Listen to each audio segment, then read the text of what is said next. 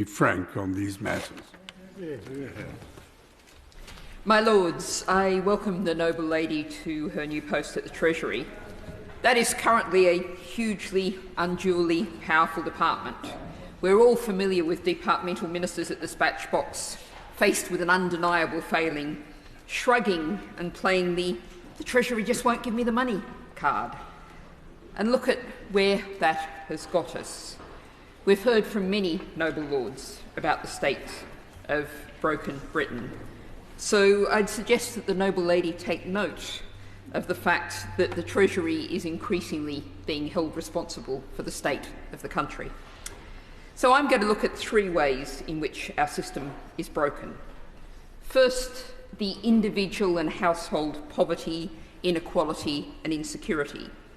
The Resolution Foundation has calculated that this Parliament is set to be the worst on record for household income. Incomes are projected to fall by 3.1% in real terms from December 2019 to January 2025. Now, many noble lords have focused on the triple lock, but the problem is not generational. The problem is poverty and inequality, structural changes over decades that have left our society failing to meet our most basic needs. We have, very literally, a failing economy. Figures out today from the National Housing Federation shows that the pre-retirement private renters in the 55 to 64 age group, their numbers have increased 6 times the rate of the population increase in the past decade. We're going to see a huge spike of pensioners living in private rental homes that they cannot afford. The Joseph Rowntree Foundation figures.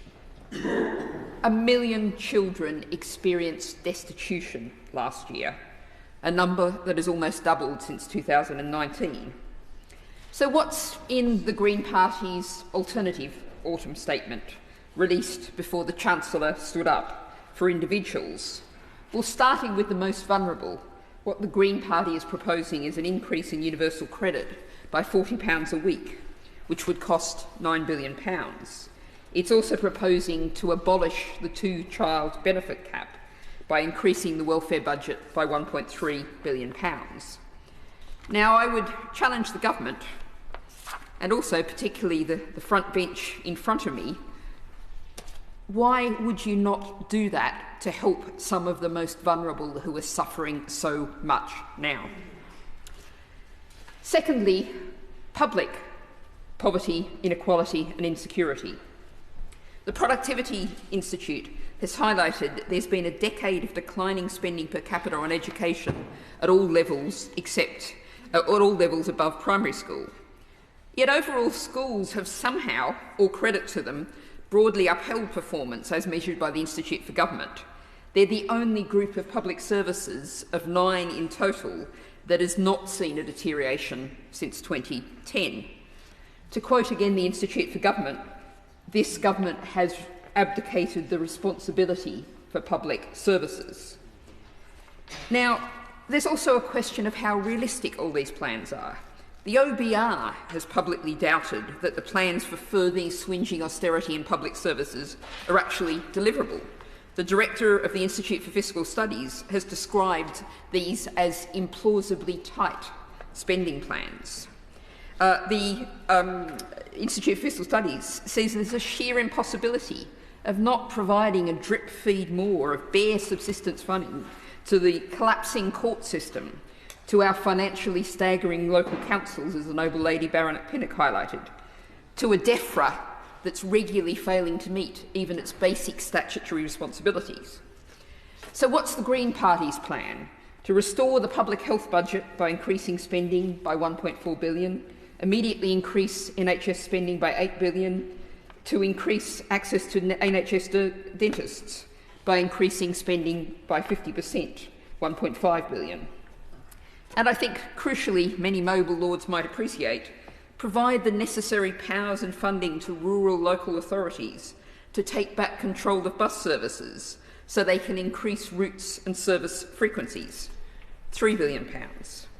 Again, I would ask the Labor front bench, will they consider matching that? Thirdly, I turn to nature's poverty, inequality and insecurity. There was precious little in this statement on the climate emergency and nature crisis that is clearly already hitting us so hard. The $960 million investment fund by 2030 for the Green Industries Growth Accelerator, which doesn't even start until 2025, is proportionately orders of magnitude smaller than the plans of the US and the EU. And now words are only words, but there was even austerity in the nature of the Chancellor's statement. The number of nature-related terms used by the Chancellor in the speech were almost back to the era of cut the green crap.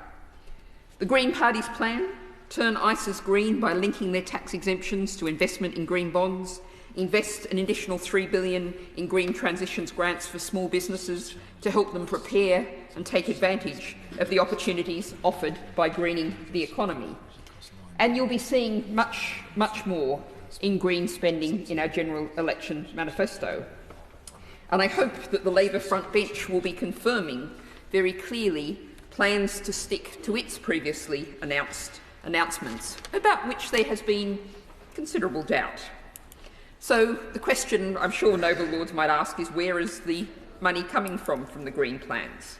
Well, we've calculated around £30 billion in additional funds that would be available from rebalancing the tax system so that the super rich pay their fair share and both people and planet benefit. There is enough money in our economy to make our country fairer and greener. What is lacking is the political will to change priorities.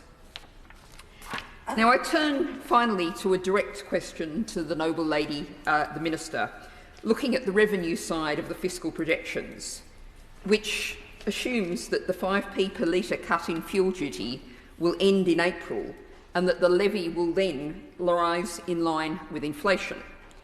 This comes to a total of £6 billion a year. But of course, fuel duty has not risen since 2011. Now, I know I can't ask the noble lady what will be said in the spring, but what I can do is ask the noble lady to acknowledge that there is a significant gap in the Chancellor's figures if he does not put up fuel duty in the spring by £8 per litre. When I listened to the autumn statement, it seemed only to contain good news.